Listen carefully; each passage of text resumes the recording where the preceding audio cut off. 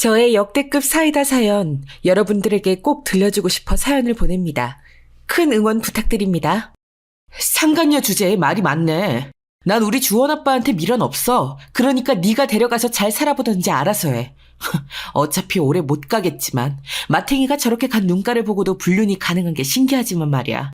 너도 팔자 조진 거야, 알아? 어차피 우린 도박장에서 만난 사이예요. 그거 알아요? 정석 씨가 얼마나 이혼하고 싶어 했는지. 아들한테만 온 관심을 쏟으면서 키우고 있으니까 정석 씨가 돌아서죠. 도박도 그래서 시작했다고 했어요. 물론 그래서 우리가 만났지만요. 하지만 이제 나랑 만나면서 도박도 멀어지게 할 거예요. 그러면 정석 씨랑 행복하게 살 수 있다고요. 이건 모두 당신이 자초한 일이야, 알아? 나한텐 아주 고마운 상황이지만. 아, 네. 그러세요? 참, 개소리도 별나게 있어서 하네. 난 주원 아빠한테 아무 관심도 없어. 회사도 그만두고 도박에 본격적으로 빠지기 시작한 놈을 건져다 어디 잘 살아봐. 뭐 잘 살 수 있을진 모르겠지만 도박장에서 만났다면서 그걸 모른다고? 인생 헛살았구나. 넌 앞으로 더 당해봐야 인생을 알겠어. 아, 그렇고 말고.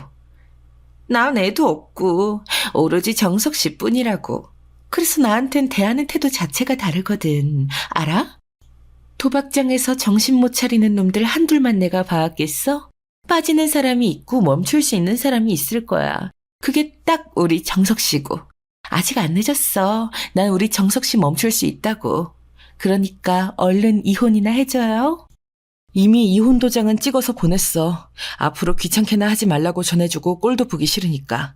아, 그리고 우리 주원이 얼굴 다시는 볼 생각하지 말라고 하고. 그렇게 좋다니까 안 말릴게. 네가 데리고 잘 살아. 그래봤자 넌 상간녀에 불과해.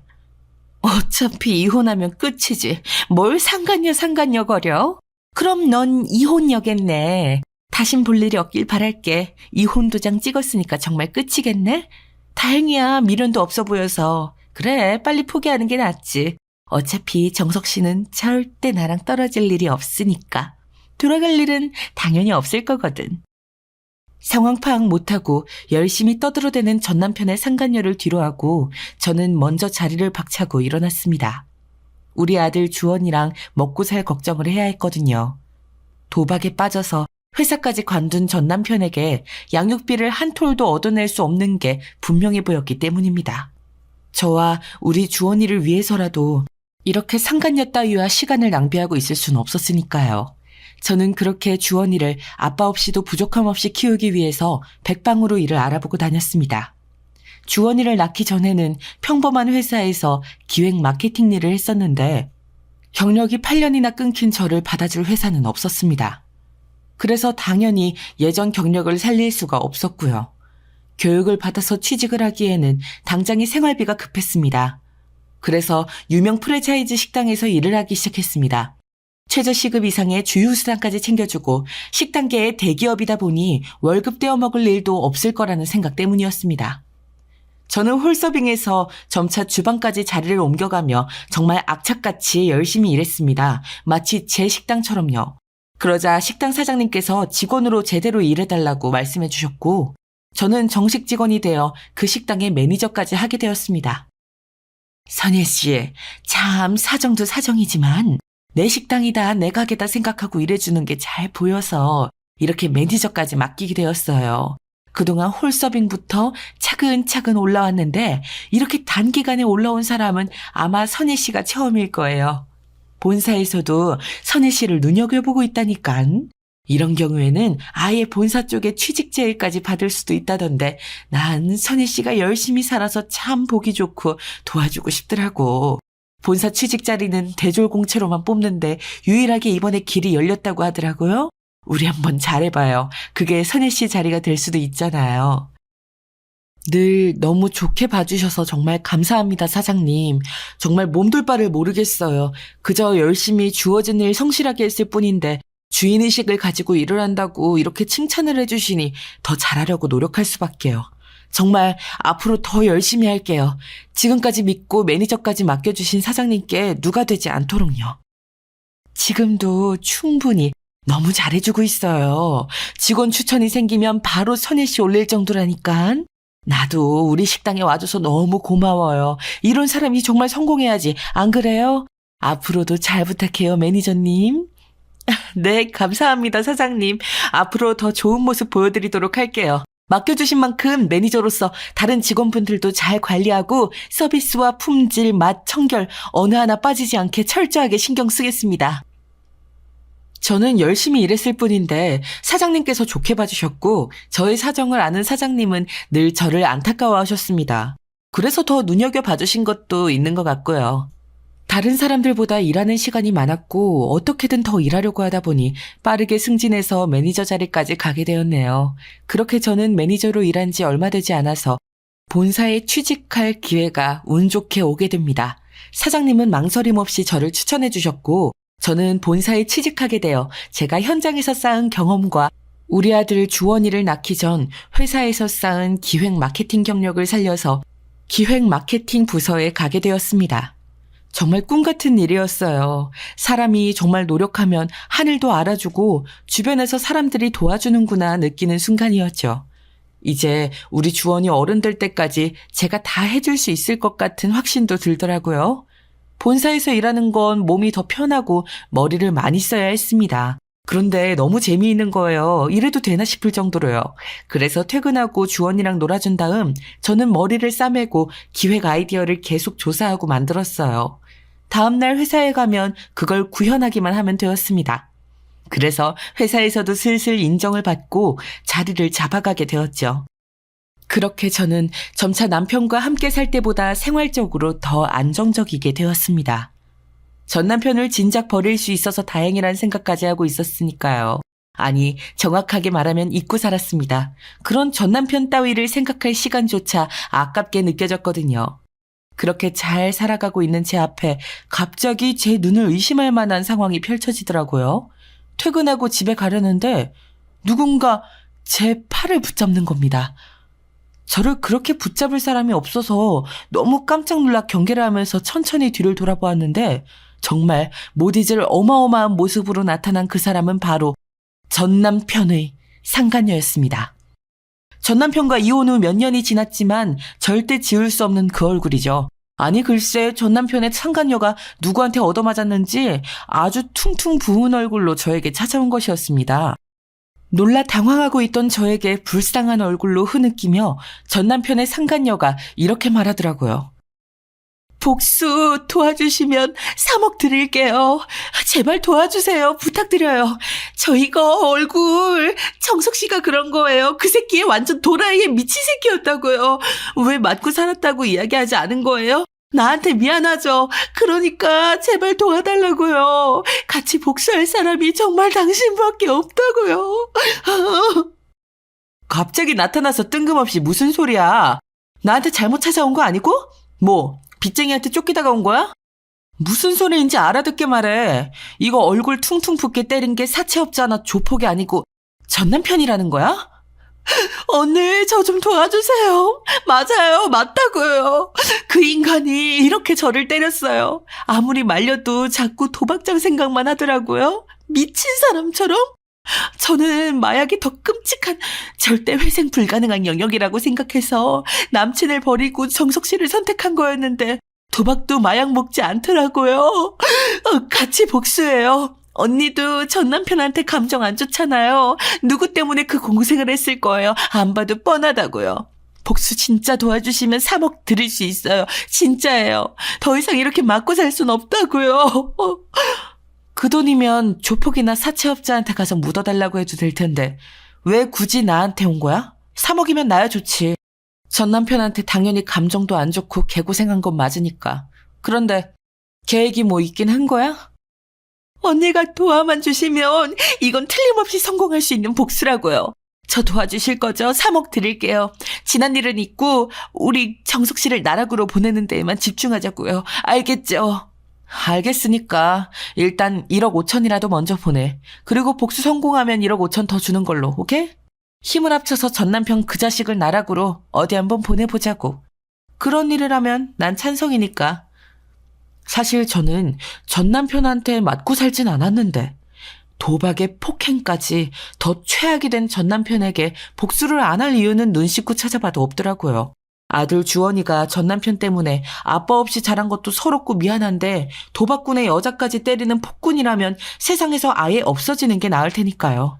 정신 차리고 살 거라고는 생각 안 했지만 더 최악으로 달려가는 전남편을 보면서 제대로 된 복수를 하고 싶었습니다. 전남편의 상간녀와 이렇게 같이 손을 잡을 일이 살다 생길 줄은 몰랐지만요. 목표가 같으면 손을 잡는 것쯤이야 거뜬히 해야 했습니다. 그래도 우선은 저한테 전남편의 복수를 도와달라고 한 이유부터 알아야 했습니다. 왜 꼭 제가 도와야 하는 건지 알아야 시작할 수 있다고 생각했거든요. 당연하죠. 지금 바로 1억 5천 보낼게요. 계좌번호 좀 여기 눌러줘요. 저 진짜 독하게 마음먹었어요. 이렇게 계속 맞고만 살 순 없으니까요. 그 인간 도박 못하게 했더니 물건 부시고 던지고 손찌검까지 하더라고요. 그게 끝이 아니에요. 잠깐. 그런데 넌 왜 나랑 굳이 같이 복수를 하려는 건데? 난 그게 정말 이해가 안 되거든.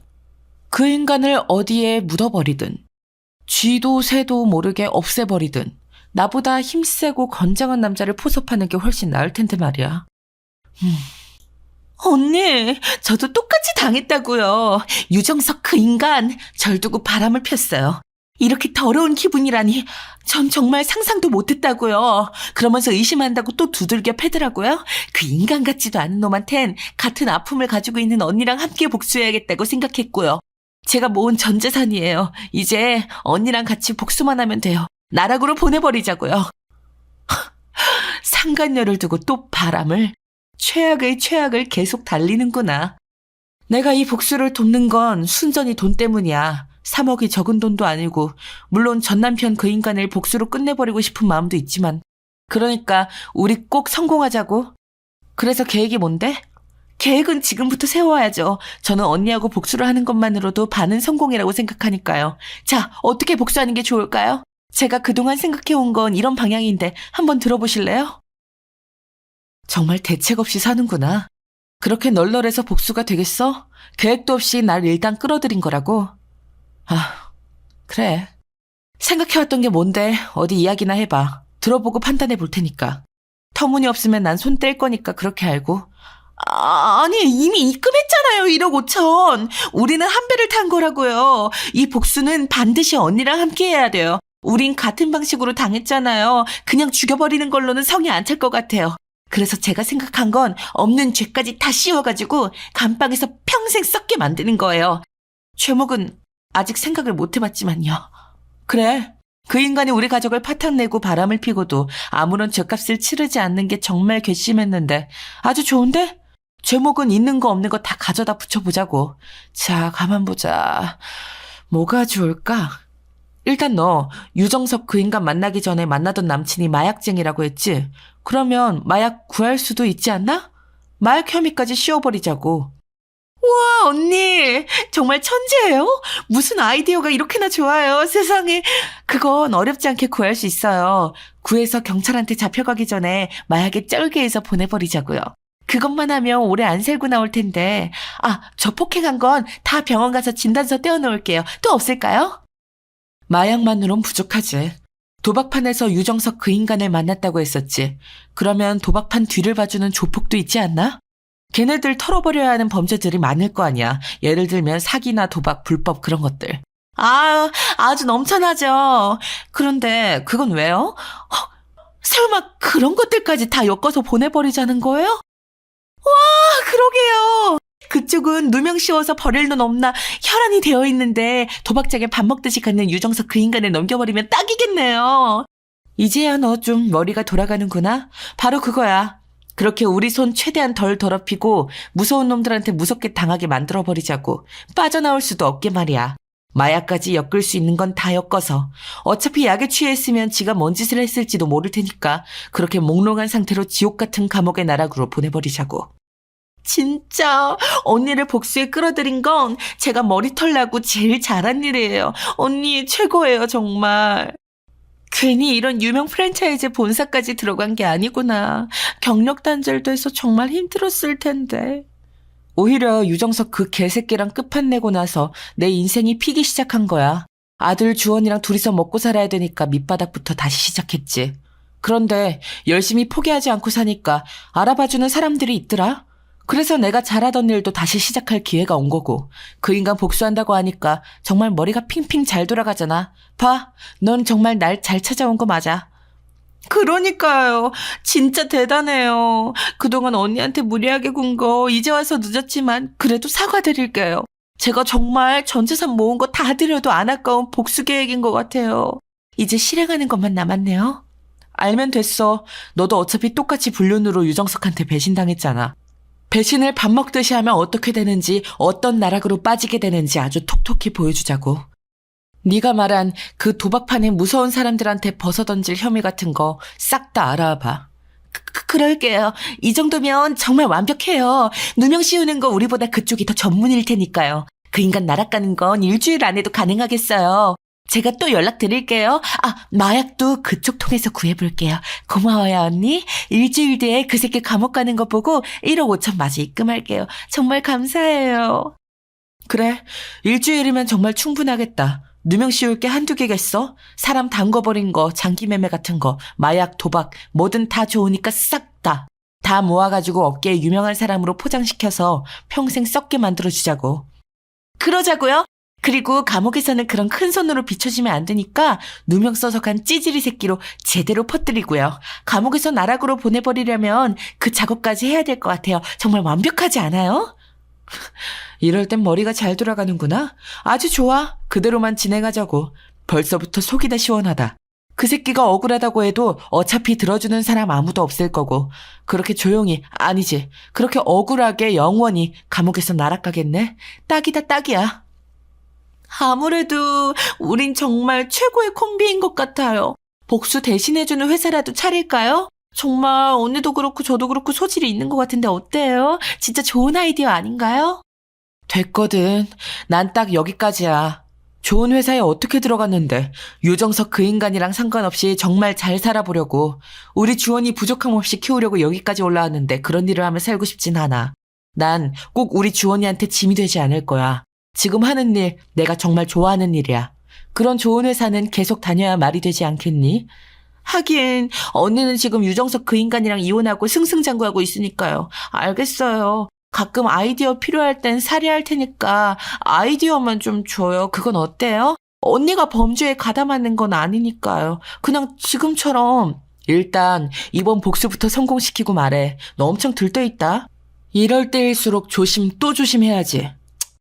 일 잘 처리하고 일주일 뒤에 연락해. 그 전에 유정석 그 인간이 깜빵에 가면 더 빨리 연락 주고. 나도 기대가 되네. 그러게요, 언니. 고마워요, 정말. 이렇게 복수 도와줘서. 언니가 아니었으면 이렇게까지 힘 안 들이고 복수할 수 없었을 거예요. 꼭 복수 성공시킬게요. 도박장 오빠들한테 연락해야겠다. 의외로 이런 이야기를 하니까 전 남편의 상간녀가 머리가 꽤 돌아가더라고요. 유정석 그 인간이 감옥에 가서 편하게 살지 못하게 해야 된다는 생각까지 하다니, 저는 사실 거기까지는 생각 못했거든요. 역시 이런 건 그쪽에 몸담았던 사람이 제대로 아나 봅니다. 생각지도 못했던 복수에 가담하게 된 저는 걱정이 안 되었다면 거짓말이고요. 정말 제 전남편한테 전남편이 하지도 않은 절도, 마약, 폭행, 살인, 도박장 운영 등등 수많은 죄들의 누명이 제대로 씌워질지 걱정이 되더라고요. 그런데 저의 그런 걱정은 정말 기우였더라고요. 일주일도 안 가 남편은 경찰서에 잡혀 들어갔습니다. 죄목이 정말 엄청나게 많더라고요. 도박장에서는 범죄가 밥 먹듯이 일어나니까 누명을 씌울 것도 정말 많았나 보더라고요. 약에 취해 있는 전남편의 보호자로 전남편의 상간녀가 가게 되었고, 미리 준비해둔 병원 진단서를 내보이며 가정폭력까지 추가로 집어넣었죠. 정말 완벽한 복수였습니다. 그렇게 깜빵에 쳐놓고 폰에서 은행에 알림이 울렸거든요. 1억 5천이 마저 입금되었다는 내용이었죠. 그리고 곧바로 전남편 상간녀에게서 전화가 왔습니다. 벌써 보냈네. 1억 5천을 마저. 정말 3억이 있긴 했구나. 거짓말일 수도 있겠다 싶었는데 진짜였어. 아무튼 고맙다. 3억이라는 돈을 복수 도와줬다고 주고 말이야. 이제 너도 그동안 하고 싶었던 일을 하면서 살아. 복수라는 건 위험한 일이니까 추천하고 싶지는 않고, 뭐 그것도 네 인생이고 네 선택이지만 말이야. 언니, 지금 나 걱정해주는 거예요? 조금 감동인데요. 사실 제가 언니가 생각하는 것보다는 머리가 훨씬 좋거든요. 이걸 말하는 게 좋으려나 아니려나. 그래도 뭐 언니니까 특별히 얘기해 줄게요. 뭔데 이렇게 뜸을 들여? 얘기할 거면 빨리 해보던가. 복수 계속하겠다는 그런 얘기면 나한테 굳이 얘기하지 마. 난 복수에 가담할 생각 더는 없으니까. 충분해, 지금 복수. 내가 생각할 수 있는, 내가 손 안 대고 안전하게 할 수 있는 최고의 복수였으니까. 아니요. 그게 아니라, 그게 유정석 그 인간한테 누명 씌울 수 있게 하는 조건으로 그 오빠들이 1억을 더 줬거든요. 언니 아이디어로 저는 1억을 벌어버린 거라고요. 그래서 언니한테 3억 주는 거 하나도 안 아까워요. 그리고 이렇게 돈 되는 걸 알았으니 저는 멈출 수 없을 것 같고요. 뭐? 와, 그래. 그 도박장 그놈들 입장에선 누명 씌울 놈이 필요했는데 딱 하니 가져다 준 셈이잖아. 고마울 만도 하지. 1억이라고? 그래, 한탕하고 1억이면 할만하지. 그럼 말리지 않을게. 내 아이디어는 계속 그대로 사용해도 상관없어. 다만 내 이름만 앞으로 빼줘. 내가 가담한 건 딱 여기까지니까. 당연하죠, 언니. 그냥 난 양심상 얘기해 준 거예요. 이런 걸로도 돈은 벌 수 있다고요. 하지만 회사에서 착실하게 싸우면서 살아가는 걸 너무나 좋아하고 행복해하는 언니를 끌어들일 수는 없지요. 알겠어요. 그냥 난 그 3억, 그거 이상으로 벌 거라는 거예요. 혹시나 돈 생각이 나면 얘기해요. 언니는 언제든 환영이니까. 그나저나 그 새끼 뭐라고 말하면서 감방 갔는지는 안 궁금해요? 그래, 유정석 그 인간 감방 가면서 뭐라고 하디? 그냥 감방 가서 죗값 치른다는 게 중요했지 뭐 마지막 말 뭐 그런 건 안중에도 없었네. 네가 말하니까 갑자기 궁금해지잖아. 어디 얘기 꺼낸 김에 말해봐. 뭐라고 했는데? 언니는 참 쿨하단 말이야. 난 그런 언니가 정말 신기하고 너무 마음에 들어요. 비록 우리가 전 아내 상간녀 관계로 만났지만 말이에요.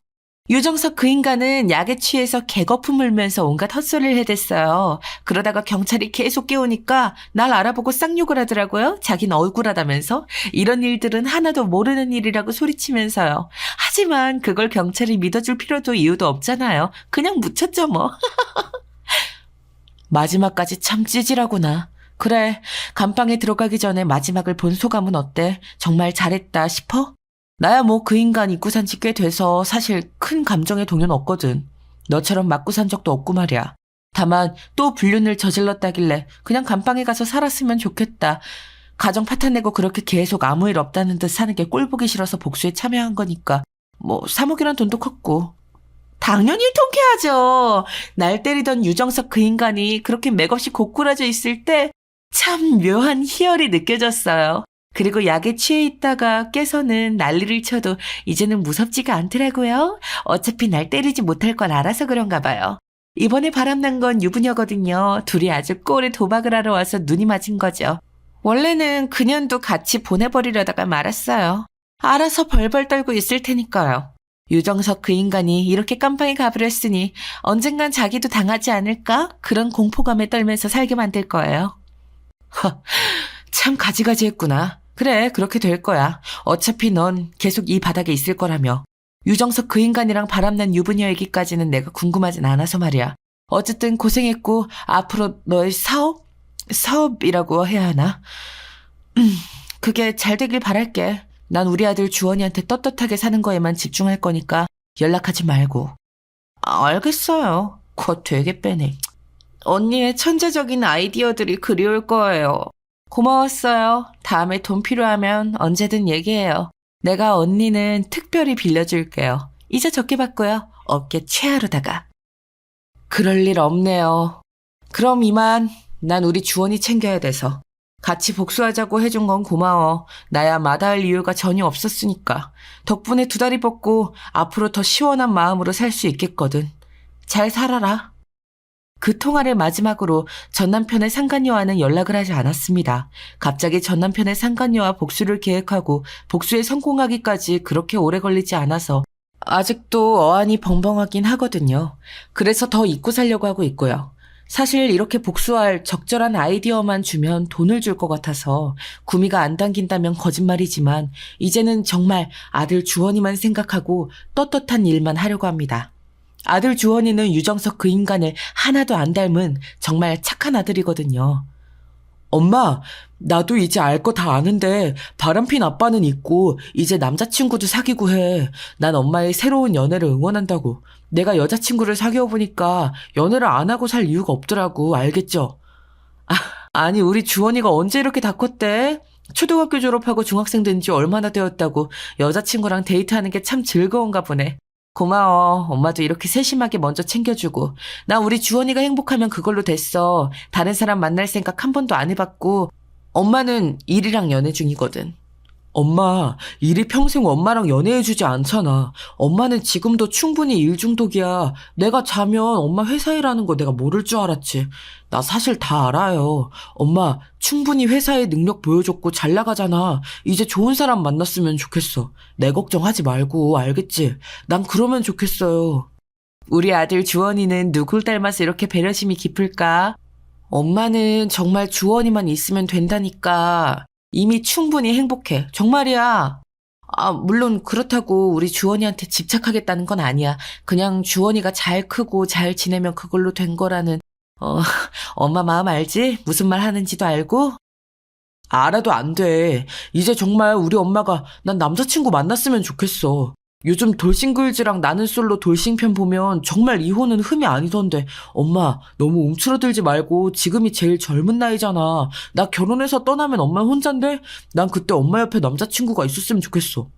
이렇게까지 깊게 생각한 거야? 내가 우리 아들 주원이를 너무나 얕게 봤네. 정말 고마워. 그렇지만 지금은 정말 일하는 게 재밌고 주원이 커가는 거 보는 게 재밌어. 그게 엄마 삶의 유일한 낙이니까 너무 재촉하진 말아줘. 대신 이건 약속할게. 좋은 사람이 나타나면 막지 않겠다고. 요즘엔 적극적으로 서로 대시하는 게 기본이야, 엄마. 엄마도 일 그만 좀 하고 돌싱글즈랑 나는 솔로 좀 봐봐. 사실 내 여친 부모님도 이혼하셨는데 아버지가 재혼하셔서 같이 살거든. 새엄마랑 굉장히 잘 지내더라고. 여친이 나한테 말해줬어. 엄마 연애하는 거 응원해주라고. 아주 진국인 여친을 만났구나, 우리 주원이가. 기특한데? 정말 엄마 감동받았어. 그래서 나는 솔로랑 돌싱글즈 그런 것들도 알고 얘기한 거구나. 보통 중학생들이 보는 프로그램은 아닌데 그렇게까지 생각해줘서 정말 고마워 우리 아들. 엄마도 노력해볼게. 내가 배워야 할 게 참 많네. 그래 엄마, 지금이 제일 젊은 날이잖아. 이혼한 지도 몇 년이 넘었는데 나도 이제 거의 다 컸고 내 걱정은 하지 말고 엄마도 행복해졌으면 좋겠어. 내 마음 알지? 어? 우리 아들 주원이 때문에라도 엄마가 열심히 분발해야겠네. 알겠어. 마음 활짝 열고 마음에 드는 사람이 나타나면 대시? 대시라도 해볼게. 우리 아들이 이렇게 커서 엄마 연애 상담도 해주고 엄만 너무 행복하다.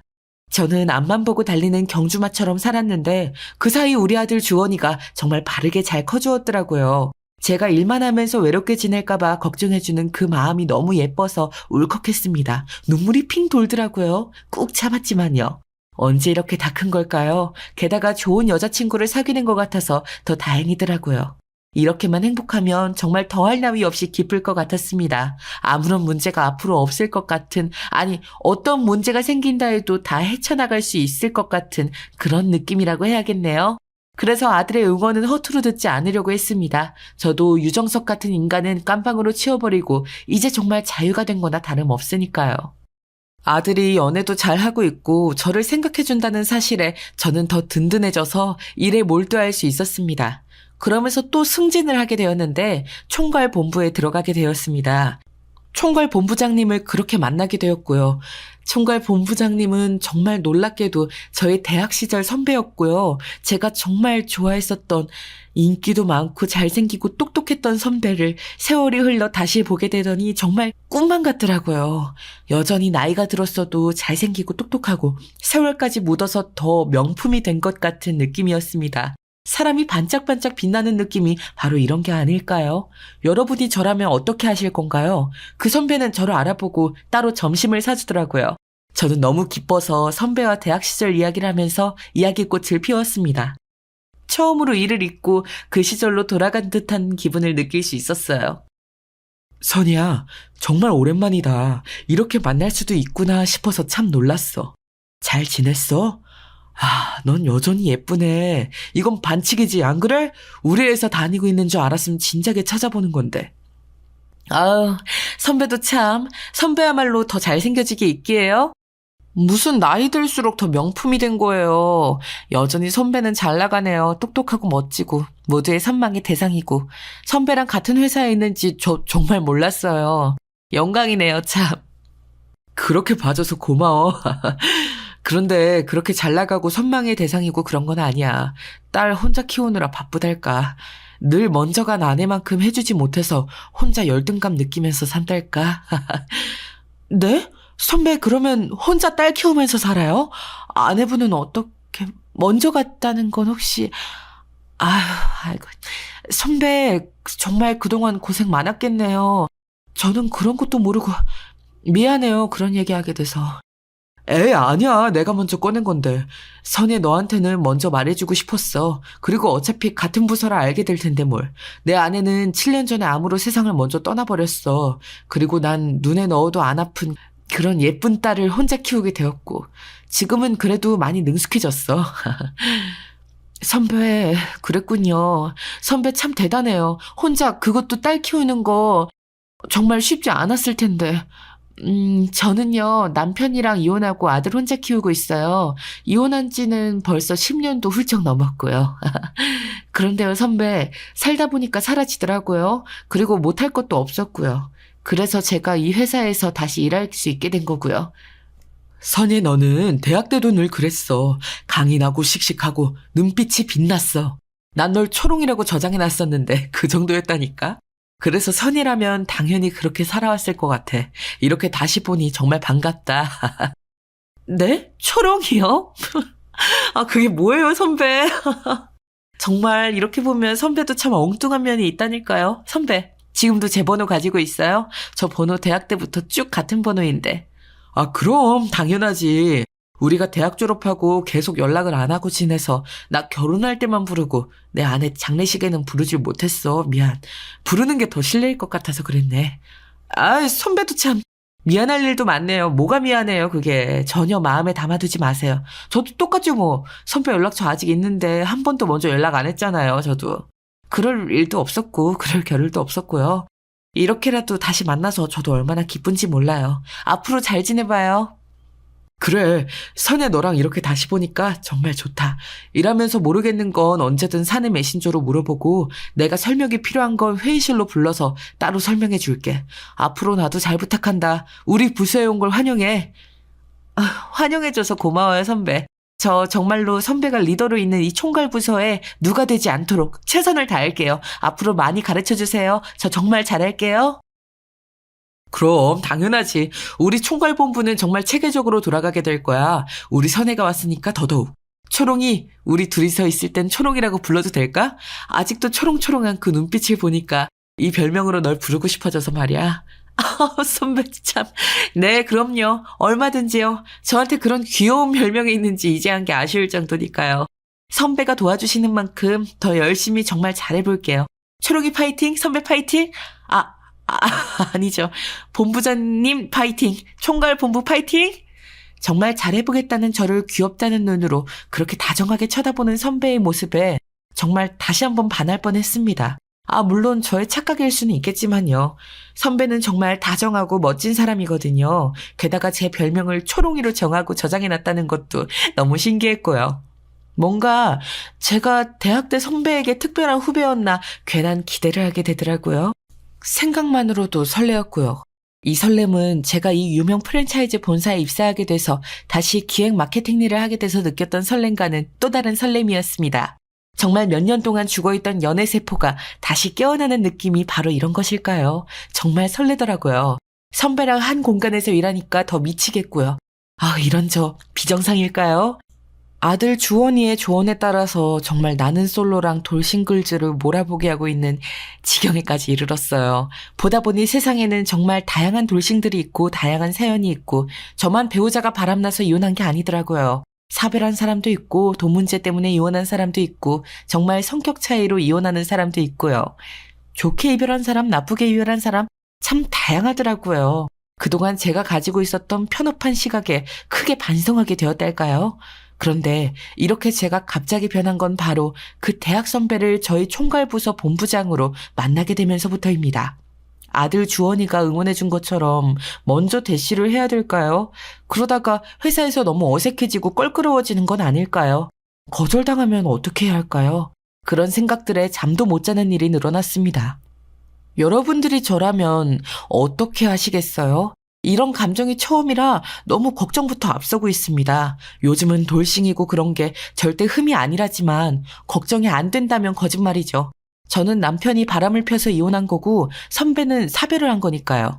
이혼을 하게 된 이유가 너무나도 다르니까요. 또 제가 살아오면서 겪은 상처들이 선배의 인생에 방해가 될까 그런 생각까지 하고 있거든요. 여러분들께서 새로운 사랑을 다시 시작할지에 대해 고민이 되는 저에게 현명한 조언을 해주실 수 있으실까요? 요즘 이렇게 사랑 이야기가 나오는 드라마들을 다시 보기 시작했습니다. 사연도 사랑 사연 위주로 듣고 있고요. 사랑은 우리 인생에서 가장 아름다운 경험 중 하나잖아요. 그렇지만 새로운 사랑을 시작하는 결정은 매우 중요하고 신중해야 하는 것을 압니다. 아들은 아무 걱정 말고 자기는 신경 쓰지 말고 연애를 하라고 하는데 사실 막상 선배와 만나게 되면 걱정이 안 되지 않으니까요. 선배한테 이런 제 마음을 고백할 생각에 계속 아른아른합니다.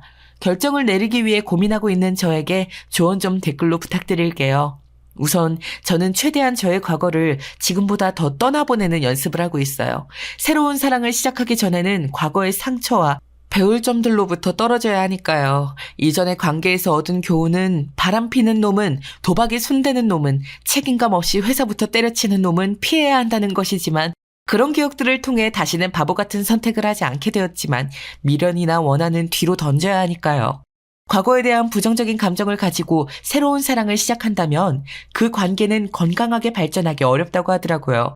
요즘은 그런 책들도 많이 읽고 있거든요. 혹시나 작은 도움이라도 될까 해서요. 그리고 지금까지 제가 저를 너무 안 꾸미고 돌보지 않은 것 같더라고요.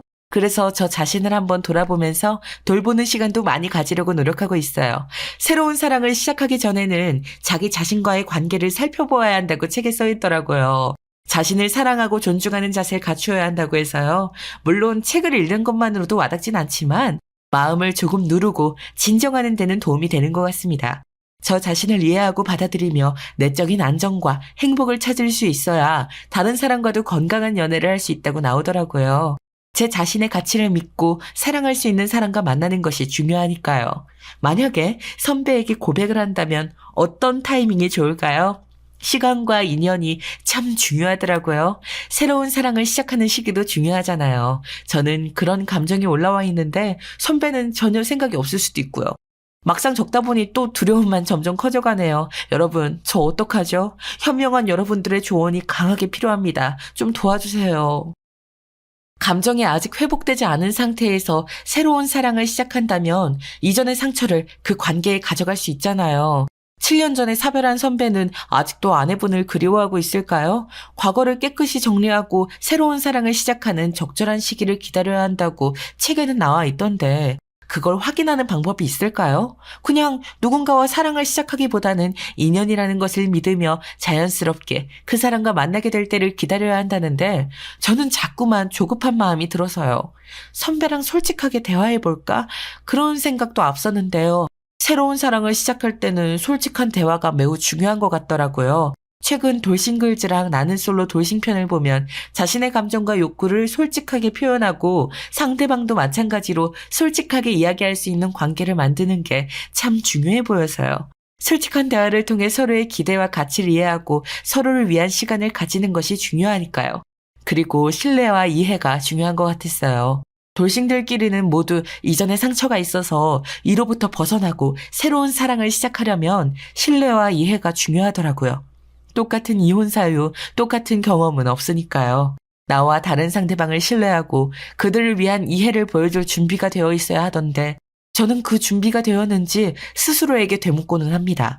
물론 모든 관계에는 어려움과 실수가 있을 수 있지만 이를 넘어서고 선배와 함께하고 싶은 마음이 더 큰 건 사실인 것 같아요. 게다가 저희 아들 주원이도 먼저 응원해줬고요. TV 프로그램을 봐도 요새 돌싱이 대세인 것도 맞는 것 같고요. 더 이상 숨지 말고 정말 용기 내봐도 괜찮겠다는 생각이긴 합니다. 새로운 사랑을 시작하는 결정은 결국 개인의 선택이니까요. 선배도 저처럼 이런 돌싱들의 연애에 열려 있을까요? 여러분들께서 조언들을 남겨주시면 충분히 고려해보고 저 자신의 마음과 상황에 맞게 실행에 옮겨보려고 합니다. 진정으로 행복하고 건강한 사랑을 찾기 위해 노력하는 저를 응원해주시면 정말 큰 힘이 될 것 같아요. 저 자신의 결정에 자신감을 가지는 데에도 큰 도움이 될 것 같고요. 여러분들의 현명한 조언 그리고 응원 기다리고 있겠습니다. 사연 들어주셔서 너무 감사드려요. 댓글 남겨주시면 하나하나 꼭 들여다보고 행동에 옮겨보겠습니다. 안녕하세요. 저는 서울에 살고 있는 40대 남자입니다. 저와 제 아내는 7살 차이로 제가 첫눈에 반해서 대쉬했고 연애에 이르렀다가 결혼까지 무던히 이어졌어요. 아내는 엄마 없이 홀로 자랐던지라 상처도 무척 많고 20살쯤 혼자 사회에 나와서 힘들게 살았죠. 그런 사람을 제가 잘 보살피겠다며 큰 꿈을 갖고 프로포즈했어요. 아내 역시 결혼하고 예쁜 가정을 꾸리겠다며 꿈이 가득했었죠. 하지만 이상하게 결혼 후에 아내의 모습은 크게 차이를 보이는 거예요. 뭐가 그렇게 맨날 피곤한지 집에서 자고 있고 제가 점심을 먹을 때쯤 일어나는 건지 그제서 전화를 받더라고요. 오빠 일어났지 지금. 나 어제 새벽에 잤잖아. 늦게까지 영화 보다가 피곤해서 잤어. 아침? 오빠 알아서 먹고 나간 거 아니야? 아, 이제 점심으로 먹는다고? 그래 맛있는 거 먹어. 나 지금 순대곱창 시켜 먹으려고. 이러면서 아무렇지 않게 점심 메뉴를 카드로 결제하더라고요. 제 핸드폰으로 전송되어 온 금액은 22,000원이었고 몸집도 작은 여자 혼자서 뭘 그렇게 많이 먹는가 싶었어요. 그래도 신혼이라 콩깍지가 씌어 있었고 아침 출근할 때 늘 안방에서 자고 있는 아내를 보는 게 큰 불만은 아니었는데요. 문제는 이런 시간이 점점 길어졌다는 거예요. 아내는 6개월이 지나고 9개월이 지나도 달라지는 부분이 없었어요. 월 400이 되는 제 월급에서 제 용돈 50만 원을 제외하고 나머지는 다 아내가 관리하기로 했거든요. 그런데 맨날 말일 때쯤 되면 돈이 없다고 하고 매번 외식만 하려고 하더군요. 아, 오빠, 이렇게 더운데 무슨 밥을 해. 나 귀찮아. 그러지 말고 나가서 먹자. 어제 TV 보니까 부대찌개 엄청 끓이는 거 있지. 거기에 사리 추가해서 먹고 밥까지 비벼 먹으면 최고야. 얼른 모자라도 쓰고 나가서 먹자. 이렇게 평일날 저녁 외식은 당연하고 주말에는 패밀리 레스토랑이나 값 나가는 곳에서 꼭 뭘 먹으려고 하는 거예요. 연애할 때야 가끔 만나니 저도 평범하게 돈을 썼지만 결혼은 현실이잖아요. 정말 척척 카드로 다 결제해버리고 대형 쇼핑몰에서 밥 먹고 근처를 돌면서 운동하며 오시며 거침없이 사대는 거예요. 결국 결혼 10개월 차 되었을 무렵인가요. 저는 불쑥 아내에게 물었어요. 그런데 이 말에 아내는 미간을 찌푸리며 기분이 나빠 보이더군요. 영주야, 우리 적금 든 거 얼마나 돼? 신혼여행 다녀와서 그때 적금 넣는다고 하지 않았어? 아니, 월급날이 월초이긴 하지만 월말마다 하도 돈이 없다고 하길래 말이야. 대충 카드 결제 내역 보면 너무 빠듯해 보이는데 적금은 있는 거야? 그랬더니 아내는 입을 삐죽이면서 아무렇지 않게 말하는 거예요. 적금? 초반엔 들었는데 중간에 돈 부족해서 깼어. 다음 달엔 꼭 들 거야. 왜 그러는데? 이 말에 저는 두둥 하면서 약간 화가 나는 거예요. 본인이 돈 관리 잘해보겠다고 해서 맡겼더니 10개월가량 월급에서 제 용돈을 뺀 거의 3,500만 원의 돈을 다 써버리다니요. 매달 350씩 되는 수입인데 어떻게 하다못해 최소 50씩이라도 저금해두지 못했던 걸까요? 집 대출이자를 내야 하는 것도 아닌 게 신혼집은 어머니와 제가 돈을 합쳐 직접 자가로 샀거든요. 그냥 고슬고슬하게 모으기만 해도 일정액은 충분히 모을 수 있었어요.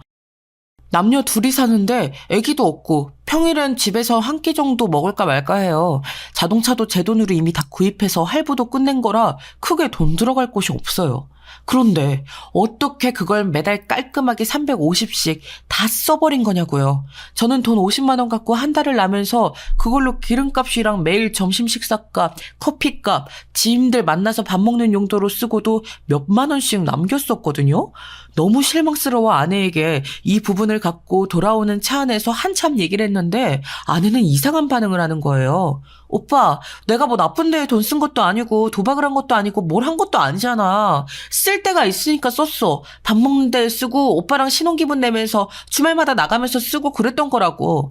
왜 그렇게 화내면서 무섭게 말을 해? 그러면서 마냥 자기 속상하다고 돈 때문에 자기한테 화를 내냐면서 자기가 더 삐지는 거 있죠. 아무래도 안 되겠어서 저는 가계부를 써서 매달 말일마다 보여달라는 요구를 했어요. 다른 거 특별하게 쓰지 않아도 돼. 노트 하나 사서 거기에 매일 얼마씩 썼는지 그런 걸 적으란 말이야. 금액도 금액이지만 용도도 어디에 나갔는지가 중요해. 영주 너도 살림을 처음 해보는 거니까 아직 습관이 안 될 수도 있어. 그런데 우리 애기도 곧 가져야 하고 집도 차도 다 우리 건데 돈 최대한 아껴야지. 지금까지는 어쩔 수 없고 앞으로는 가계부 쓰자. 그런데 이 말에 아내는 벌컥 화를 내면서 짜증을 내는 거예요. 뭐? 가계부? 오빠, 나한테 왜 돈 맡겨놓고 하나하나 다 검열하라고 난리야. 그럼 오빠가 해. 오빠 말 맞다나 나도 첫살림이고 해서 뭘 모른다고. 그런데 뭘 그렇게 가르치려고 하고 막 화를 내. 제가 그렇게 화를 낸 게 아닌데도 아내는 마구 불편해했고 결국 이 이야기는 흐지부지해졌어요. 그런데 그날 밤에 암만 생각해도 이건 아닌 것 같아서 다음날 아침 이렇게 말했답니다. 제 딴엔 매우 합리적인 이야기였는데 아내는 여기서부터 저에게 선을 긋기 시작한 것 같아요. 영주야, 다음 달부터는 내가 생활비를 줄게. 너도 혼자 관리하기 벅차다고 하니까 그게 낫겠어. 대충 세금이랑 식비, 외식비랑 보험료 같은 거 내가 계산해서 그만큼 줄 테니까 그거 쓰고 그리고 또 필요하면 말을 해. 나 월급 400이면 절대 적은 금액이 아니야. 암만 못해도 한 달 100은 저금해야 돼.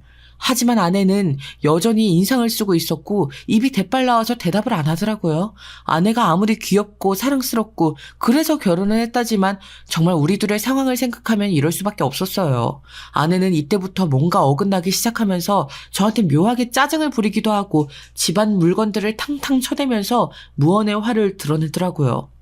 와중에 더 불이 붙게 되었던 건 우리 어머니의 방문이었어요. 제 생각에 어머니도 그러시면 안 되셨을 것 같긴 하지만 어머니 딴에는 비싼 신혼집을 거의 다 사주신 셈이기도 했고 아들 어찌 사는지 들여다보고 싶으셨나 봐요. 게다가 저희 1년차가 되었을 즈음 근처로 이사 오시기도 했으니 운동 가시거나 마트 가시면서 종종 집배를 누르셨나 봅니다. 그때 갑자기 들이닥치신 어머니가 아내에게 이런저런 잔소리를 해대셨나 봐요. 제가 들어도 좀 예민한 내용 같긴 해요. 아이고, 냉장고가 이게 다 뭐냐? 저 오이는 뭐야? 다 썩어서 물이 줄줄 나오네. 세상에 이게 사람 먹고 사는 거 담아둔 거 맞아? 야채들은 다 썩어서 죽으래 먹으려고 이렇게 놔둔 거야? 새끼, 너는 살림을 하기는 하는 거냐? 뭐냐 이게? 그리고 그 옷차림은 뭐야? 곧 애기 가져야 될 사람이 배는 허옇게 다 해놓고 다니고 정말 너는 하나부터 열까지 왜 이렇게 가르칠 게 많냐? 결국 이 트러블이 엄청 커지면서 아내와 어머니는 한바탕 싸우게 되었던 것 같아요. 70세를 넘기신 우리 어머니와 30대인 아내 사이에는 엄청난 세대 차이가 있었겠죠.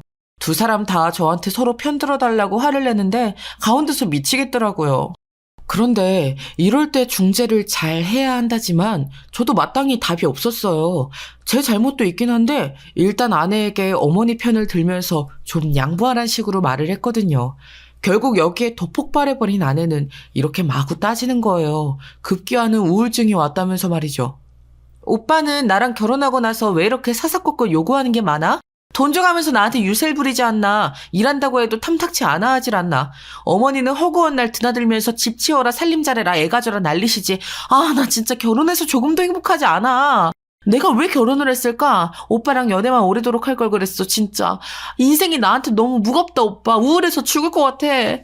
이러면서 엉엉 울면서 안방문을 쾅 닫고 들어가 버리더니 며칠간을 제 출근길에 나와보지도 않더라고요. 핸드폰도 꺼두고 잘 받지도 않고 그러면서도 톡 프로필은 우울하다느니 후회스럽다느니 이런 어두운 내용들로만 채워두었어요. 저는 당연히 회사에서 일이 손에 잡히질 않더군요. 잘해보자고 한 결혼이 왜 이렇게 힘든지 결혼 1년 차를 겨우 넘겼을 뿐인데 마음이 너무 힘들었어요. 결국엔 어머니를 어떻게 바꿀 순 없고 제가 아내를 좀 잘 달래보게 되었네요. 영주야, 너도 노력하고 있는 거 잘 알아. 그러지 말고 너무 집에만 있지 말고 운동이라도 해보는 게 어때? 그 부분은 내가 따로 떼서 지원을 해줄게. 한번 해봐. 제 말에 아내는 고민하는 것 같더니 다음날 바로 뭔가를 시작하고 싶다더군요. 근데 저에게는 썩 좋게 보이지 않았던 부분이라 또 망설이게 되었어요. 이런 절 보고 아내가 또 예민해진 듯하여 결국 등록해주고 말았지만요. 나 스크린 골프 그거 해보고 싶었어. 내 친구들은 골프장 다니고 하던데 아직 나 골프 치고 이런 거 잘할 줄 모르니까 가서 한번 배워보고 싶었거든. 오빠가 등록해주면 너무 좋겠다. 어? 그래서 거의 끌려가듯이 같이 가서 등록을 해주었고 환경을 쭉 둘러보고 오긴 했어요. 회사 동료들에게 물어봤더니 의견은 반반이더군요. 뭐 다들 흔하게 하지 않냐는 평범한 반응과 안 좋은 것들이 온상이라는 염려 섞인 말들이 있었어요. 그래도 한동안 아내가 너무 즐거워하면서 좋아하길래 크게 신경을 쓰진 않기로 했어요. 그러면서 골프복도 사서 하나씩 챙기고 점점 진심인 것 같더군요. 그렇다면 좀 집에도 신경을 써주고 우리 어머니가 한 달에 한 번 정도 들리시는 건 그냥 넘어가면 좋겠는데 그렇지도 않은 거예요. 제 딴에는 아내와의 분위기를 만회해보고자 정말 많은 노력을 했던 것 같네요.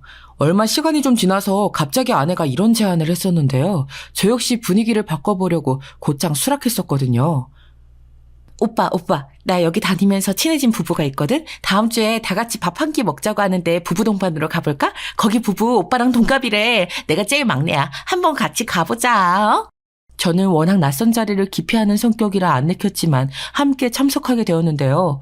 제 또래라고 하던 그쪽 부부는 남자분 풍채가 좋고 키가 크더라고요. 제 또래라곤 하지만 한두 살은 더 어려 보였어요. 되게 호쾌하게 인사해 오더라고요. 안녕하세요. 저는 김창수라고 합니다. 영주 씨한테 얘기 많이 들었어요. 이쪽은 제 아내 정혜진이고요. 앞으로 종종 같이 밥도 먹고 시간 되시면 골프도 같이 나오시지 그래요? 이러길래 제 딴에 어색하게 웃어가면서 분위기를 맞췄어요. 슬쩍 보니 옆에 있는 아내분도 이 남편과 비슷하게 외모가 출중하더라고요. 마치 모델 마냥 둘 다 키도 크고 체격도 좋고 외모도 눈에 확 들어오게 생겼어요.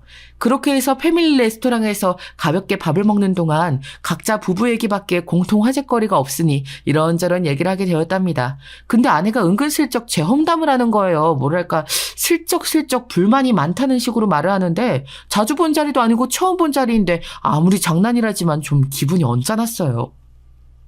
우리 오빠는요. 저 이거 골프 치게 해줄 때에도 엄청 말이 많았어요. 게다가 얼마나 짠돌이인데요. 하나하나 돈 쓰는 거 가계부 쓰라고 하고 난리도 아니에요. 예진 언니는 창수 오빠가 그런 거 절대 안 시키죠. 그러자 그쪽 예진이라는 분은 당황해서 저를 보더니 이내 웃으면서 고개를 젓더라고요. 아, 근데 나는 내가 쏘두는 편이야. 돈 흐름은 알아야 되니까 그래야 편하더라고. 정민 씨도 다 뜻이 있겠지. 그러면서 센스 있게 너무 제 기분이 나쁘지 않게 적당히 거들어주는 거예요. 그런데 이때 쑥 튀어나오는 사람이 있었으니 바로 그 창수라는 사람이었어요. 역으로 자기는 우리 아내 편을 들어줘야 한다고 생각했는지 기분 나쁘게 말하더라고요. 에이, 그래도 남자가 여자한테 돈 맡겼으면 맡기고 끝이지 뭘 하나하나 검수를 해. 그럴 거면 아예 주질 말아야지. 아니면 저도 신경 안 쓸 만큼 많이 벌던가. 안 그래요, 정민 씨? 영주 씨, 너무 팍팍하겠다. 나 여자들 저런 마음 이해해. 저게 평균이지 뭐. 우리 와이프는 너무 꼼꼼해서 불편하고. 이렇게 말을 거두니 어느 남자가 좋아하겠나요? 그러면서 이 인간도 은근슬쩍 자기 옆에 앉은 아내를 대놓고 안 좋게 말하더라고요. 무슨 의도인진 전혀 모르겠지만요. 이 사람 너무 하나부터 열까지 다 따지는 타입이라 진짜 피곤하거든요. 밥 먹는 자리도 되게 고민하다 나온 거예요. 영주 씨랑 나는 그러고 보면 성향이 비슷한 것 같아, 그지? 우리는 동갑내기 부부라서 늘 고만고만하게 의견이 부딪히거든요. 정민 씨야 이렇게 어린 와이프 만났으니 얻고 다녀야지 뭐 이런 데서 할 말은 아닌데 그거 하나는 기똥차게 부럽네요. 이러면서 말하는데 뭔가 사람이 썩 고급진 느낌이 안 들었어요. 외모야 훤칠하고 멋있었고 손에도 비싼 시계를 찬 데다가 끌고 온 차도 외제차였지만요. 그런데 우리 아내도 정도껏 눈치를 봤어야지 이 남자의 한심한 대화에 껴서는 뭐가 그리 신났는지 자꾸 거드는 거예요. 그 집 아내 표정이 점점 나빠지는데 말이죠. 어머머 왜? 나는 예진 언니의 저 귀티나는 외모와 연예인 같은 얼굴이 너무 부러운데 아무리 여자는 나이가 깡패라고 하지만 내가 예진 언니를 이길 순 없지. 창수 오빠는 예진 언니 같은 와이프 얻은 거 고맙게 생각해야 되잖아. 안 그래? 이러면서 거의 반존대를 왔다 갔다 하면서 너무 편하게 말을 하는 거예요. 제가 아내에 대해서 완벽하게 아는 건 아니지만 아무리 봐도 저건 진짜 칭찬 같진 않았어요. 너무 허물없이 말을 트고 지내는 듯한 모습에 저는 내내 불쾌했고 그날 집에 돌아와서도 한마디도 하지 않았습니다. 아내는 이후에 저보고 몇 번 또 그 모임에 가자고 하고 혹은 스크린 골프를 같이 다니자고 했어요. 하지만 저는 곧장 거절했답니다. 그런 스포츠를 좋아하지도 않고 그때의 분위기가 너무 짜증났기에 더는 엮이고 싶지 않더라고요. 잠깐 기분 전환용으로 다니는 줄 알았던 스크린 골프는 어째 날이 갈수록 점점 몸집이 커지는 것 같았어요. 무슨 골프복을 그렇게 사대는 건지 모임이 생기고 또 누구랑 친해졌다면서 나가는 횟수가 늘어나더군요. 저는 점점 마음이 복잡해졌고 이제 시간이 훅훅 지나 결혼 2년 차에 들어갈 텐데 아내는 아기 가질 생각도 전혀 없어 보였어요. 왜? 아기 생기면 다들 신혼 끝이라잖아. 나는 한 3년 차까지는 더 놀 거야. 아직 나이도 적당하고 나는 충분히 아기 가질 수 있거든. 나이 있는 사람들이나 불안하지. 예진 언니 봐봐. 얼굴만 반반하면 뭐해?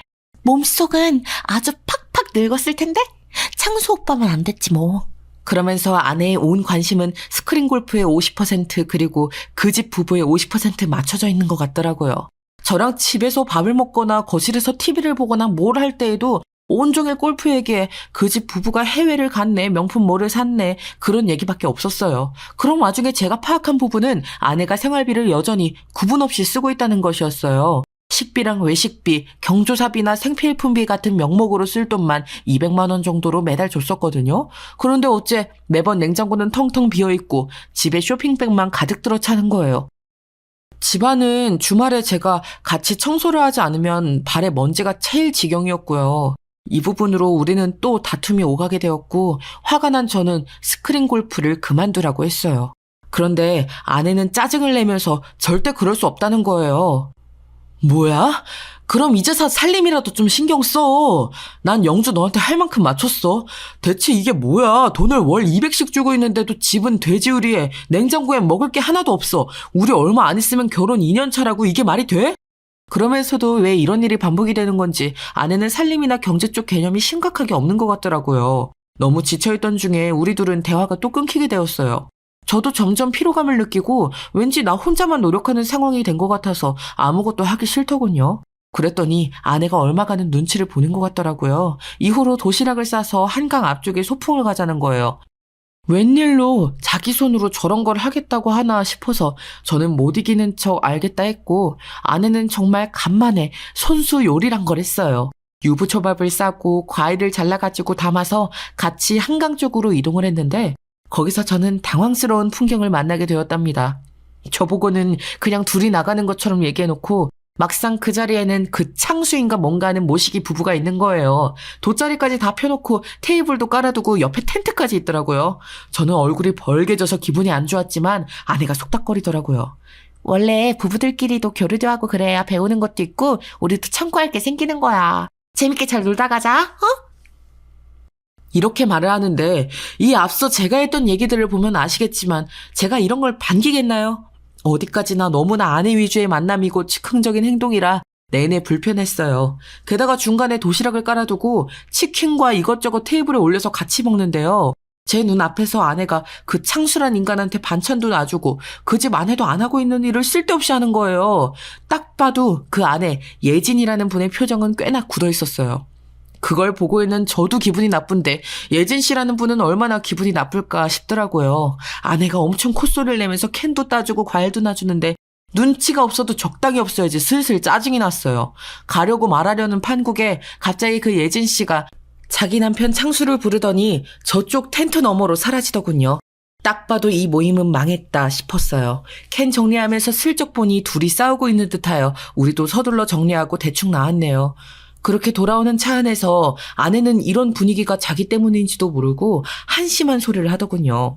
예진 언니 말이야. 저번에 창수 오빠 말로는 되게 통이 크대. 그니까 좋은 의미로 통 크다는 게 아니라 저번에 오빠 앞에서 뭐 자기는 절약하고 가계부를 쓰네. 되게 고고한 척 했잖아. 작은 돈은 아껴 쓰는데 돈 크게 나가는 명품이나 비싼 가전 같은 건 훅훅 써버리나 봐. 그리고 얼굴 봐봐. 이번에도 눈 밑에 지방인지 뭔지 넣어서 한동안 선글라스 쓰고 나왔다니까? 얼마나 어려지고 싶은 건지 하여간 언니도 욕심 대단해. 듣다 보니 저는 좀 그래서 이렇게 말을 했는데 아내는 뜨끔하면서 기분이 나빴나 봐요. 영주 너 저 언니랑 친한 거 아니었어? 보니까 별로 안 좋아하는 것 같네. 게다가 뭔 그렇게 저 집 사정을 잘 알아. 그 창수인가 뭔가가 그런 얘기까지 영주 너한테 해줘? 왜? 아니, 저번에 오빠도 봤잖아. 창수 오빠는 그냥 모두 다 있는 앞에서 예진 언니 얘기를 나쁘게 해. 와이프가 마음에 안 드는 거지. 솔직히 저 오빠 외모 거의 연예인급에다가 돈도 많잖아. 그런데 자기랑 동갑이고 여자로서 나이가 많고 성격도 안 맞고 저렇게 툭하면 싸우니까 싫어진 것 같아.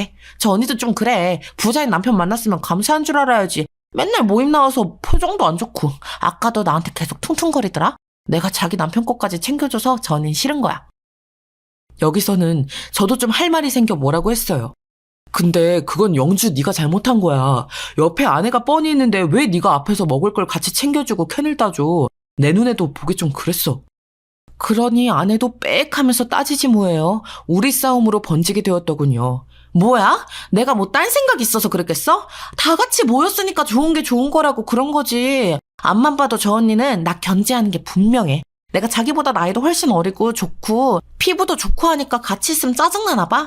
전에 창수 오빠도 그랬거든. 예진이가 더 신경 쓴다고. 여기까지 듣고 있으니까 머리가 어지러워서 듣기 싫더라고요. 저도 그냥 의식의 흐름대로 말을 했는데 아내는 제 말에 엄청나게 흥분해서 눈이 뒤집어지는 거예요. 뭐 그렇게까지 말할 게 있어? 그 예진 씨인가 그분도 엄청 미인이잖아. 본인 못지않게 와이프도 연예인급으로 생겼던데 뭘 새삼 나이를 따지고 그래. 뭐야? 미인? 오빠, 지금 미인이라고 했어? 어떻게 날 앞에 두고 딴 여자한테 그런 말을 해? 이러면서 저는 집에 돌아오는 차 안 내내 물어뜯길 뻔했어요. 자기는 실컷 남의 남자 멋지다느니 입에 침이 마르도록 칭찬해놓고 왜 저는 안 되는 걸까요? 그리고 며칠 지나 어머니의 생신이 되었고 저는 아내에게 어머니와 밥 한 끼 먹어야 될 것 같다고 얘기했어요. 며느리가 차려준 밥을 먹고 싶어하는 어머니께 그건 무리라고 나름의 설득을 해서 그냥 간단히 우리 집에서 시켜 먹기로 했는데요. 아내는 그것도 싫었는지 계속 볼멘 소리를 하는 거예요. 그냥 밖에서 한 끼 먹으면 되는 거 아니야? 밥이 뭐가 그렇게 중요해 진짜? 어머니 어제도 전화해서 내 밥 못 얻어먹는 거 너무 서운하다시는데 솔직히 나 진짜 너무 짜증난다 오빠. 뭐? 짜증이 난다고? 여기서 도화선에 불이 붙어 우리는 결국 또 엄청나게 싸우게 되었고요. 아내는 조금도 꺾이고 맞추는 것 없이 그대로 자기 골프 간다고 나가버렸어요. 정말 나랑 너무 안 맞는 것 같다면서. 생각 좀 해보잖아요? 이런 얘기까지 들으니 앞이 깜깜해지더라고요. 근데 이런 우리 둘의 사이를 생각 좀 하길 바라는 건 아내뿐만이 아니었어요. 저희 어머니도 동일한 생각이시더군요. 나 앞만 봐도 걔 진짜 별로야. 언제는 나보고 뭐 몸이 안 좋아서 운동을 다닌다며. 근데 그 스크린이야 뭐시기야 골프? 그런 거 한다고 애도 없는 여자가 자꾸 밖으로 나돌면 바람나고도 남어. 정민이 너 순진하게 자꾸 네 마누라 말 다 들어주고 그러지 마. 저거 애 가질 생각은 눈꽃만 티도 없고 시애미한테도 박박 대들고 돈만 쳤으면서 있는 거 보니까 네 등골 빼먹으려고 결혼한 거야. 이 말을 듣고 나서 참 마음이 착잡해지더라고요. 워낙에 극단적으로 걱정이 많으시고 노파심이 있으신 어머니시지만 평소였으면 저도 걸러들었을 거예요. 그런데 나조차도 마음에 걸리고 찝찝하고 개운치 않은 게 너무 많으니까 넘길 수가 없더라고요.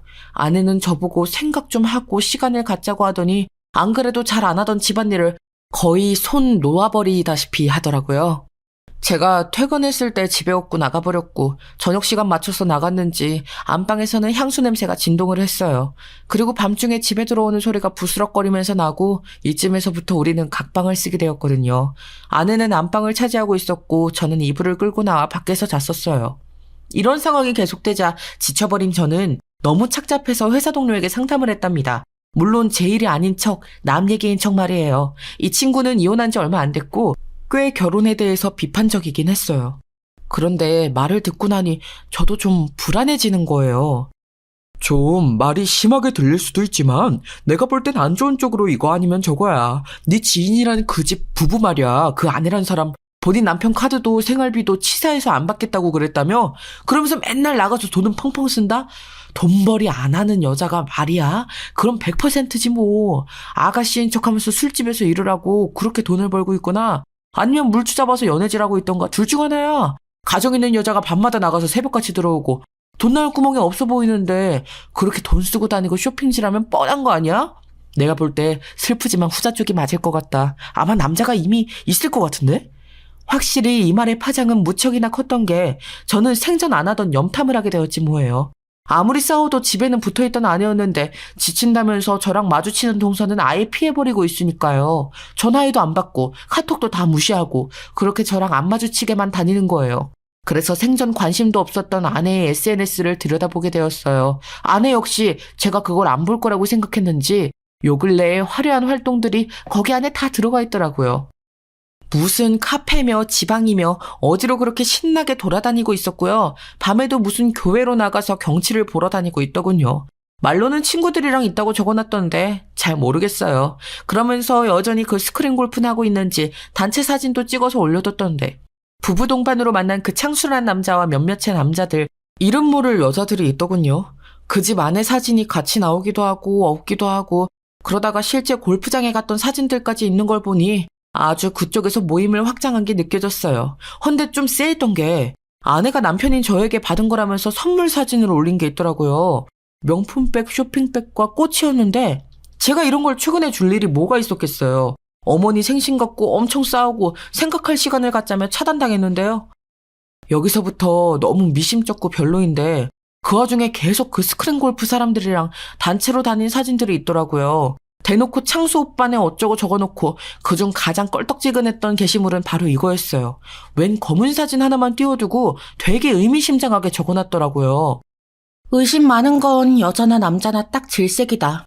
그렇게 자기 배우자를 못 믿나? 아니다. 자기가 매력이 없어서겠지. 이런 인간들은 정말 최악이다. 결혼을 하면 안 돼.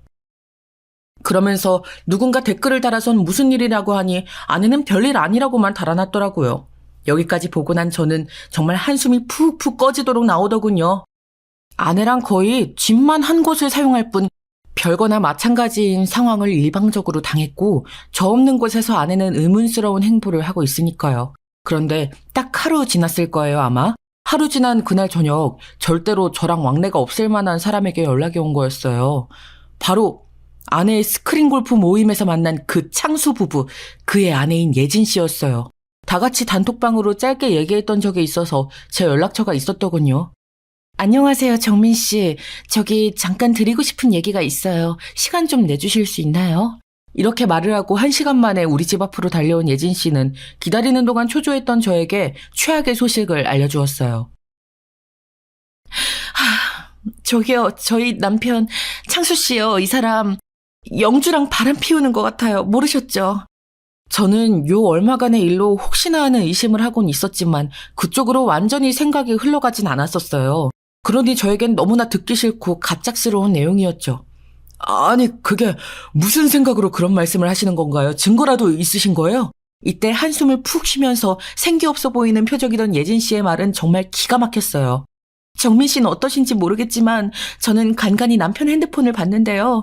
둘이 만나는 거 맞아요. 그런데 얼마 전부터 눈치를 챈 건지 핸드폰을 잠궈놨어요. 그래서 전 더 집요하게 뒤져보았고요. 이 말을 들으니 예전에 아내가 예진 씨가 집착이 있고 의심이 심하다고 했던 게 생각났어요. 그런데 여지껏의 상황을 보면 저 역시도 우리 아내의 오지랖이 있다고 느꼈기에 예진 씨가 신경 쓸만해 보이더군요. 이후로는 예상대로의 얘기가 흘러나왔답니다. 솔직히요, 저희 부부 진짜 많이 싸웠어요. 영주 때문에요. 엄연히 스크린 골프장에서 만나서 친해진 건 저였는데 자꾸 우리 부부랑 같이 밥 먹고 셋이서 시간을 보내려고 하더라고요. 하다 제가 신경이 쓰이고 예민해져서 남편분도 데리고 나오라고 했던 거예요.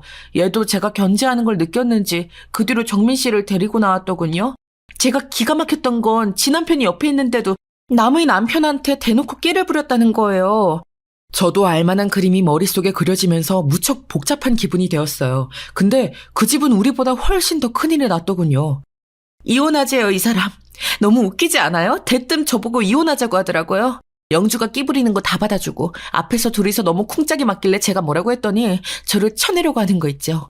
남자가 이혼하자는 말을 저렇게 강단 있게 하려면 옆에 새 여자가 있어야 가능한 거예요. 그리고 이미 증거도 저에게 다 있고요. 증거가 있다고요? 아마도 당연히 증거가 있으니 저런 말을 하는 걸 텐데 저는 제 아내와 그 창수라는 놈 사이에 증거라고 부를 만한 일이 있다는 것을 받아들이기 힘들었어요. 하지만 정말 자비 없이 예진 씨는 자기가 확인하고 발견한 것들을 다 늘어놓으시더군요. 사실 그렇게 하는 게 맞고요. 밤에 휘리릭 나가버려서 안 들어오고요. 생활비도 안 주더라고요. 그 인간 우리 고모네 회사에서 일하는데 약간 외근도 많고 업무가 자유롭긴 해요. 뭐가 그렇게 자신이 넘치는지 회사도 곧 옮길 거란 식으로 말을 하고 새 옷을 사고 향수 냄새 펄펄 풍겨가며 누가 봐도 새로 연애하는 사람 같더라고요. 저 정말 하다 못해서 블랙박스를 새벽에 따봤어요. 그런데 여기서 저는 침이 꿀꺽 넘어갔어요. 이 뒤로 할 얘기를 너무 듣고 싶으면서도 동시에 듣기 겁났었거든요. 세상은 왜 나쁜 예감만 잘 맞아떨어지는 걸까요? 블랙박스를 따보니 거기에서 영주 목소리가 들리더라고요. 제 자리인 조수석에 앉아 우리 남편한테 오빠 오빠 거리면서 말이에요. 제 심정이 어땠을 것 같으세요? 정민 씨도 지금 충격이신 거 알겠는데 저도 사람인지라 제 입장밖에 생각을 못하겠어요. 저 정말 그때 딱 죽고 싶었어요. 어떤 심정인지 정민 씨 너무너무 잘 알아주실 거 아니에요. 정말 멈출 수 없는 데까지 와버렸고 들을 걸 들어버렸다는 생각이 들었어요. 일종의 허무감마저 들더라고요. 그런데 뒷얘기를 들어보니 저보다 예진 씨의 분노가 더 골이 깊고 뼈에 사무쳐 있다는 게 느껴졌어요. 영주가요. 제 남편 차에 타서 제 자리인 조수석에 타서 쫑알쫑알 뭐라고 했는지 아세요? 오빠는 왜 예진 언니랑 결혼했냐? 너무 아쉽다. 왜 이렇게 빨리 결혼했냐는 이따위 말들을 하는 거예요. 그 쓰레기 같은 게. 처음 와서 아무것도 모르는 눈으로 헤매길래 밥 사주고 커피 사 먹이고 자세 잡아주게 강사랑 같이 도와주고 했던 내 마음을 완전히 짓밟고 그걸 디딤돌로 삼아 제 머리 꼭대기에서 놀고 있더라고요. 저 살다 그런 쓰레기 같은 애는 처음 봐요. 어떻게 자기랑 친하게 지낸 언니 남편을 넘봐요? 그러면서 웃긴 건요. 정민 씨 충격받지 마세요. 자긴 자기 남편이 질린다고 하더라고요.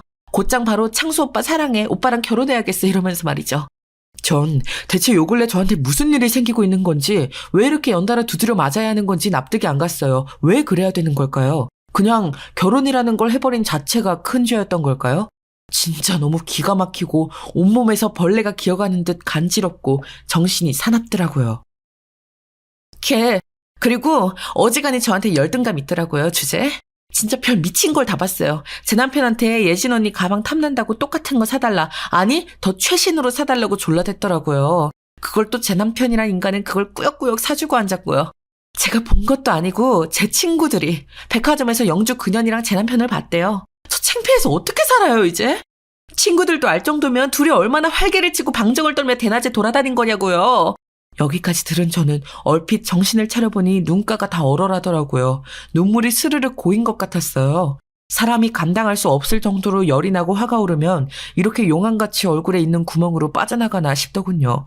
숨을 계속 몰아쉬는 저에게 예진 씨는 최종적으로 쐐기를 받더라고요. 이것 때문에 찾아온 것이었고요. 어떻게 하시겠어요, 정민 씨? 얘네들 그냥 선물만 주고받고 하는 그런 애기들 연애하는 거 아닌 건 아시죠? 아직 그쪽까진 상상을 안 하시려는 것 같은데 이제 그만 받아들이셔야 돼요. 얘네들 갈 때까지 갔어요. 한두 번 간 것도 아니고요.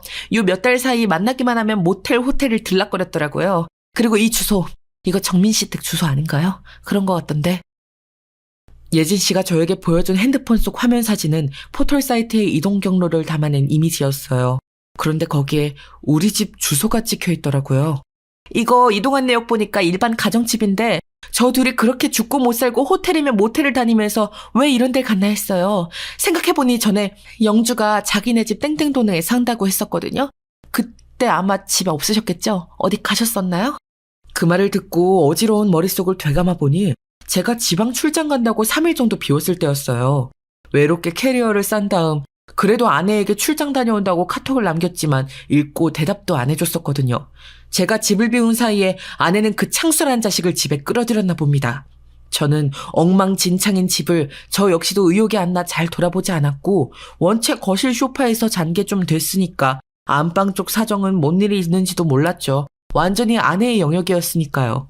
그런데 엄연히 제가 돈 주고 사서 장가왔던 이 집에 내 많은 배려로 내준 그 안방에 아내가 창수라는 놈을 끌어들여서 재미를 봤을 생각을 하니 진짜 돌아버리겠더라고요. 머리도 돌고 눈도 도는 게 느껴졌어요. 이런 저에게 예진 씨는 이제 결론을 내야겠다는 듯이 입을 열더군요.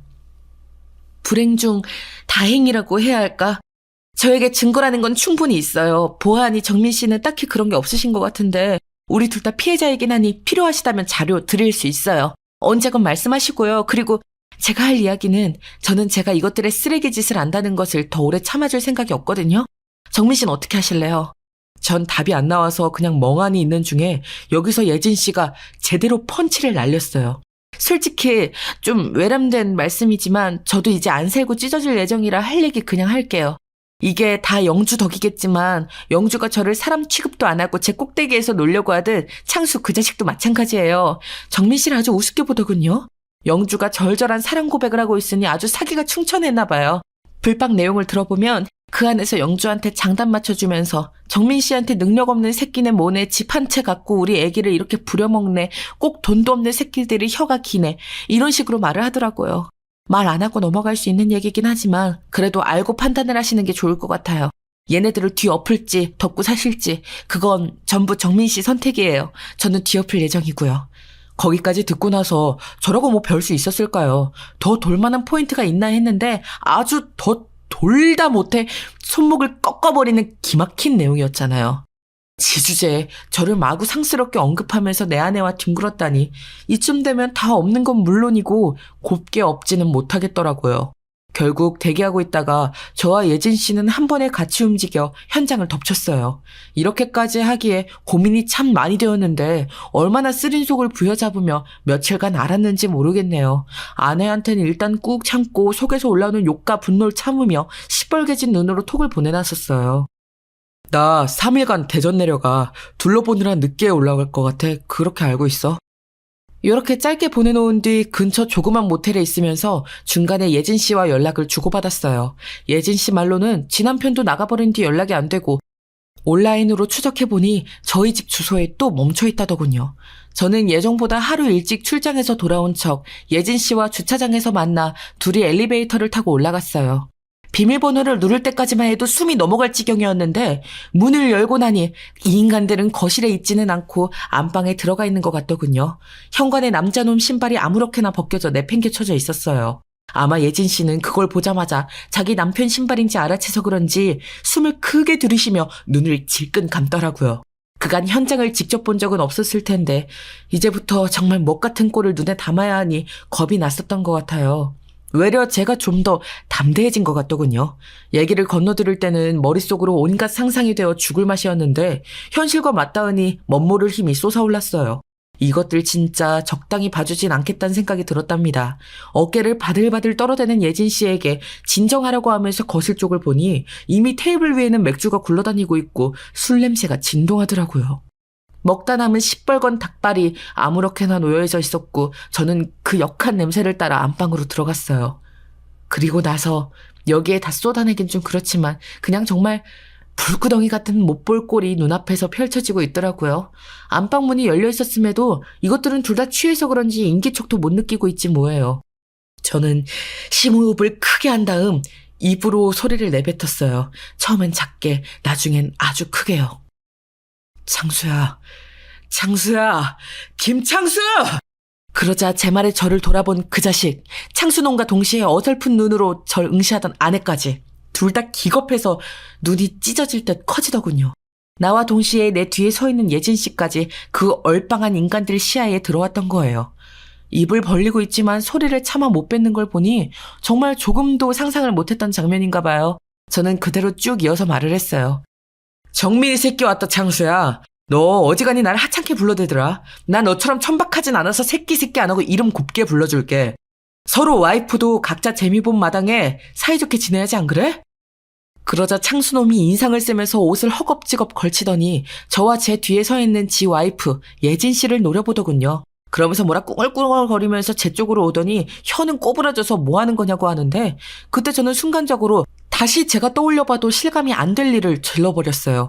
바로 예진 씨 어깨를 제 안쪽으로 확 잡고 끌어안은 다음 멍청한 얼굴로 서 있는 아내와 창수놈을 쳐다보며 말했죠. 창수야, 쟤는 너 가져라. 나는 이제 너의 예진이만 보고 살 거야. 쟤 말이야 돈도 없고 뭣도 없고 근본도 없어. 남자 없이 못 살아서 죽는 애야. 너나 잘 가져. 근데 듣자 하니 너도 돈 나올 구멍 하나 없는 기둥서방이었다며? 예진 씨네 처가에서 기생하면서 살았다면서 어지간히 돈 많은 오빠 노릇하느라 똥줄 탔겠다. 잘 됐어. 그지들끼리 짐승같이 잘들 살아봐라. 나는 예진 씨한테 아주 홀딱 반했어. 야, 어쩌다가 이런 여자를 놓쳤냐?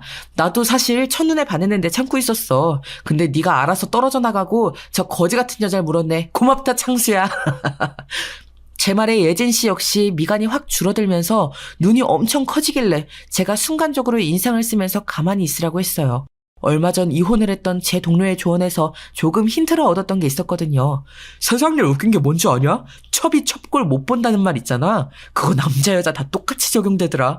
지들이 할 땐 로맨스고 남이 하면 불륜이지 뭐. 지들이 딴 남녀 만난 건 다 배우자 잘못이고 지 배우자들이 바람 피우고 다니는 건 눈에 흙이 들어가도 못 참는 거야. 쓰레기 같은 것들. 이 말을 듣고 내가 겪은 배신감을 아내와 그 창수놈에게 똑같이 심어주면서 생채기를 내고 싶었어요. 지들도 감정에 있는 동물이면 역으로 겪어봐야 이 토할 것 같은 심정을 알겠죠. 하지만 생각보다 효과는 엄청나게 화려하더군요. 아내는 역시나 예진 씨에 대한 열등감이 꽤 있었던 것 같고 그래서 더더욱 그 창수인지 영수인지한테 집착하고 지 남자로 만들어서 이기고 싶었나 봐요. 그 사이에 껴있던 저는 완전 인간도 아닌 오징어 취급을 했던 거고요. 제가 예진 씨를 끌어안고 다정한 태세를 취하자 아내는 숨 넘어갈 듯한 표정으로 눈이 시뻘개졌어요. 야, 이 미친 것들아. 야, 이정민 너 미쳤어? 어디 전현이랑 이리 와 니네. 이러면서 저와 예진 씨에게 달려들길래 제가 당장 꺼지라고 호통을 질렀어요. 너 같은 거 돈도 없고 주제도 없고 뭣도 안 되는 거 받아들여줬어. 여지껏 등신같이 참고 살아줬다 너.